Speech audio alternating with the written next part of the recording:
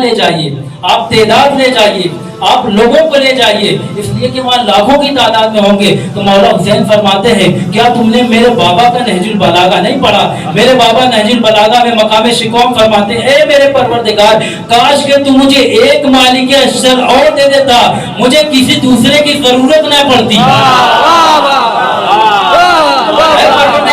کاش کہ تم مجھے ایک مالک اشتر اور دے دیتا، مجھے دوسرے کی ضرورت نہ پڑتی۔ مولا حسین فرماتے ہیں اے بابا، بڑی کوشش کرنے کے بعد، بڑا ڈھونڈنے کے بعد آپ کو ایک مالک اشتر کے علاوہ دوسرا مالک اشتر نہ ملا، ہمیں 21 سال کے بعد 72 مالک اشتر لے کر آ گئے۔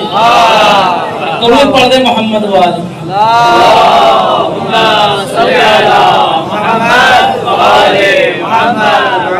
مجمع نہیں چاہیے، تعداد نہیں چاہیے، بھیڑ نہیں چاہیے، کم ہو مگر سب حسینی۔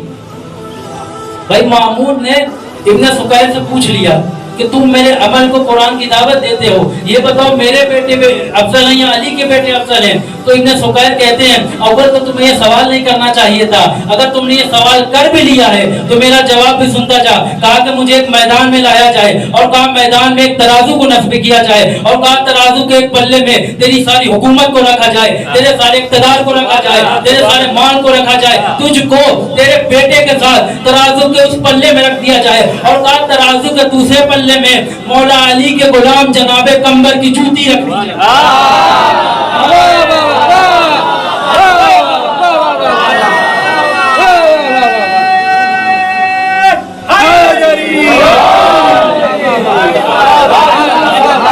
ترازو کے ایک پلے میں تیری ساری حکومت کو رکھ دیا جائے، تیری ساری دولت کو رکھ دیا جائے،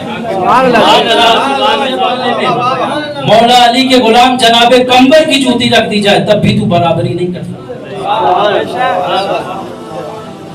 امام حسین علیہ السلام نے فرمایا بہن زینب تمہیں اور سجاد کو شام جانا ہوگا، اس لیے کہ یزید کو اس کی اوقات بتائی جاتی ہے، کیونکہ یزید کربلا نہیں آئے گا۔ اچھا میں جناب زینب کے خطبہ کی بس ایک کڑی پڑھنا، پورا خطبہ نہیں پڑھنا چاہتا، اتنا وقت نہیں ہے۔ جناب زینب جب شام پہنچی تو شام کے حالات کیا تھے، شام کی کنڈیشن کیا تھی، ماحول کیا تھے وہاں کا؟ تو تاریخ یہ کہتی ہے کہ یزید جو اپنے آپ کو کہتا تھا مجھے رسول اللہ کو، مجھے امیر المومنین کہو، شاہ محدث دہلوی نے تو یہاں تک کہہ دیا تم یزید کی خلافت پہ بعد میں گفتگو کرنا، پہلے یہ پتا کر لو کہ یزید مسلمان تھا بھی یا نہیں۔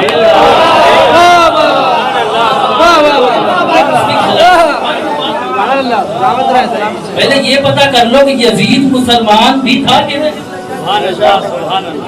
تو جب جناب زینب پہنچی تو وہاں کے کیا حالات تھے؟ یزید جو اپنے آپ کو کہتا تھا مجھے رسول اللہ کہو، مجھے امیر المومنین کہو، جس کو چاہتا تھا یزید حکم نماز دیتا تھا، جس کو چاہتا تھا روک دیتا تھا، یزید کا نام لینے والا کوئی نہیں تھا جو یزید کو یزید کہہ سکے کہ یہ یزید ہے، اس کے کارنامے ہیں، یزید کو یزید کہنے والا کوئی نہیں تھا۔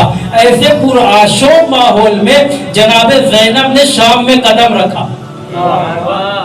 جیسے ہی جناب زینب نے شام میں قدم رکھا، یزید سامنے آیا، اور آنے کے بعد کہتا ہے، ایک آیت پڑھتا کہتا ہے خدا جسے چاہتا ہے عزت دیتا ہے، خدا جسے چاہتا ہے ذلیل کرتا ہے۔ ابھی آیت ختم نہ ہوئی تھی کہ جناب زینب نے ایک جملہ کہا، جناب زینب کہتی ہیں کہ ظالم یہ سوچتے ہیں کہ انہیں حکومت ملی ہے، انہیں حکومت نہیں ملی، انہیں مہلت ملی، انہیں حکومت نہیں ملی، انہیں مہلت ملی ہے، یہ اپنے ظلم میں اضافہ کرتے جائے، خدا ان کے عذاب میں اضافہ کرتا چلا جائے۔ جناب زینب نے قرآن کی ایک آیت پڑھی اور یزید کا کفر ثابت کر دیا، ثابت کیا۔ بغل میں بیٹھا ہوا سفیر روم یزید کے بغل میں بیٹھا ہوا تھا، کھڑا ہوا، اور کھڑا ہونے کے بعد یزید سے مخاطب ہوا، اور مخاطب ہونے کے بعد کہتا ہے اے یزید تو بڑا لعنتی ہے، تو بڑا لعنتی ہے، تو نے رسول کے نواسے کو قتل کر دیا۔ سفیر روم نے زمانے کی انسانیت کو بتایا جو حسین کے قتل میں شامل ہو وہ لعنتی ہوتا ہے، انسان نہیں ہوتا۔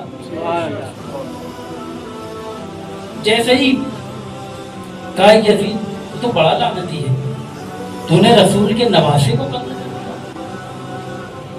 یزید کہتا ہے کہ اگر سفیر کا قتل اگر اسلام میں جائز ہوتا تو میں ابھی جلاد کو بلاتا کہ تیرے سر و تن میں جدائی کر دے۔ سفیر روم آگے بڑھتا ہے، دامن کو جھڑکتا ہے اور جھڑک کے کہتا ہے یزید تو اسلام کی باتیں ہی کیوں کر رہا ہے؟ جناب زینب نے تیرا کفر ثابت کر دیا۔ درود پڑھ دے محمد والے۔